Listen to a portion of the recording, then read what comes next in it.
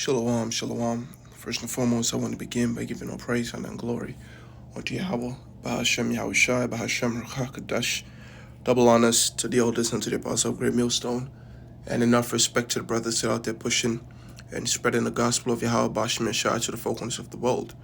Now, through the spirit and power of Yahweh, Bahashem Yahushai, I just want to do a quick video on this article, okay?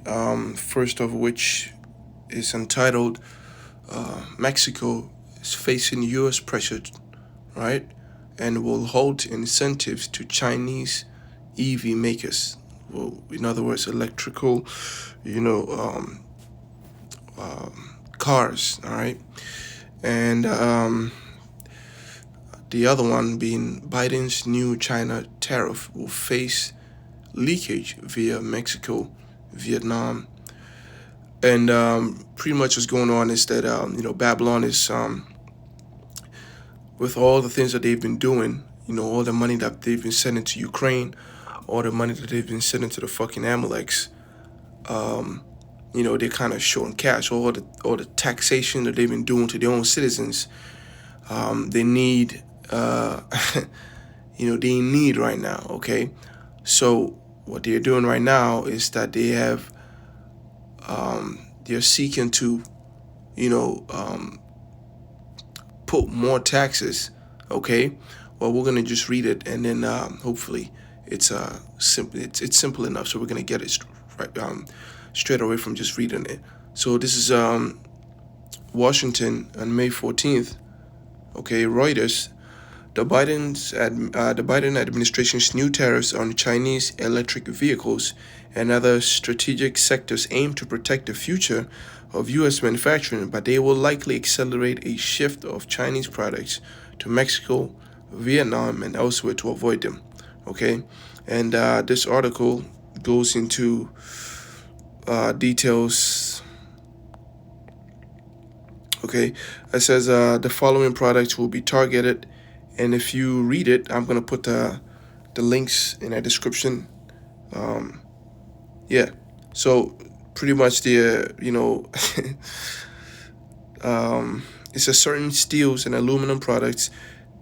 Tariffs more than triple on some of these products.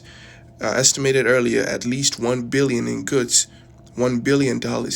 from the current range of 0 to 7.5 to 25% in 2024. The White House cited China's non-market overcapacity in steel and aluminum, which are among the world's most carbon intensive, right? And it goes on and on and on and on, but yeah.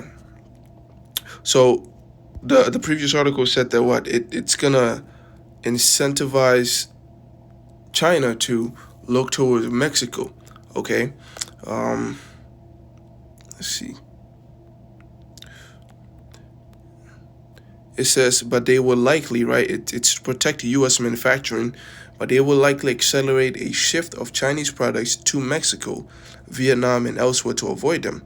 The U.S. officials and trade experts say that without strong efforts to cut off transship or lightly processed goods from Mexico and other countries, China's underpriced excess production will find its way into the United States market.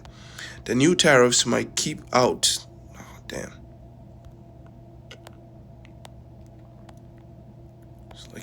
It says the new tariffs might keep out imports from China, but it is likely that much of those imports could be rerouted through countries not subject to the tariff, said Ezra Prasad, a trade policy professor at Cornell University and a former China director at the International Monetary Fund.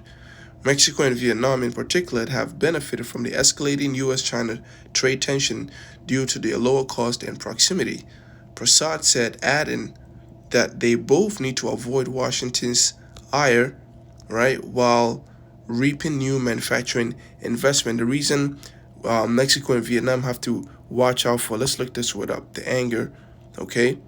The anger of the United States is because they're bullying them right now, which is what leads us to this article right here.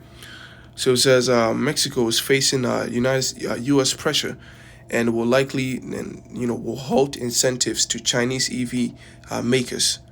This is the Mexico's federal government, under pressure from the United States, is keeping Chinese automakers at arm's length by refusing to offer such incentives as low cost public land or tax cuts for investment in EV production.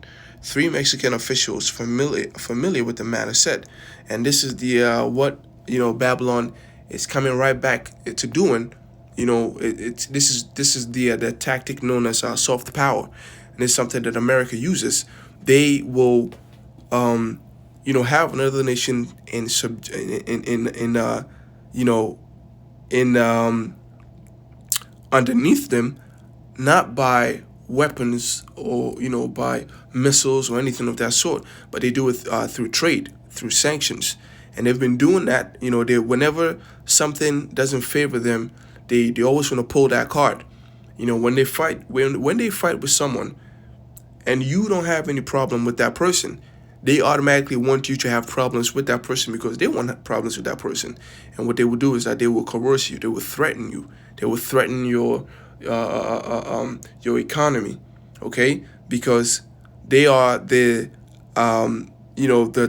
the trade, the economic champions of the world, for lack of better words. But they are the leading country when it comes to trade, because they and their allies, they've had a tremendous head start by way of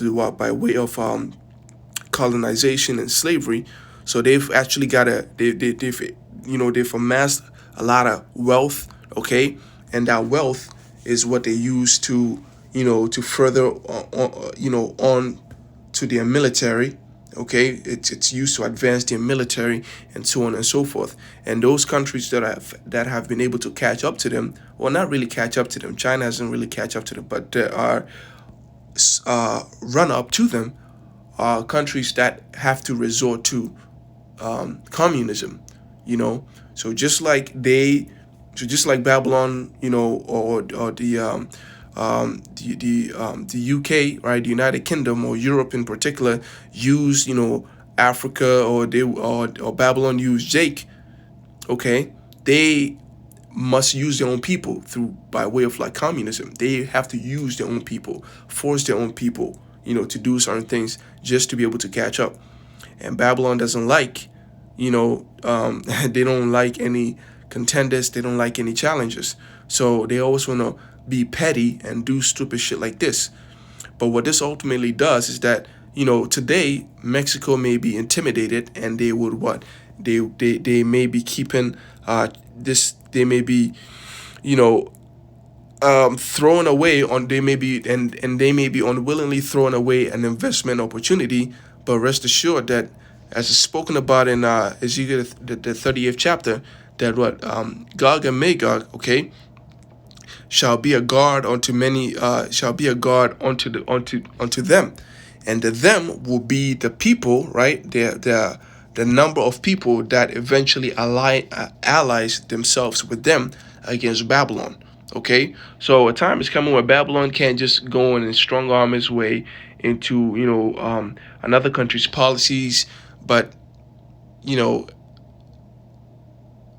it's all what all they're doing right now is they're fulfilling prophecy. That's why the scripture talks about it in the book of Amos. Okay, let me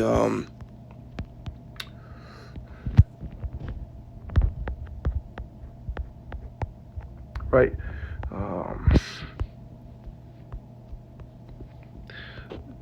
Oops. Just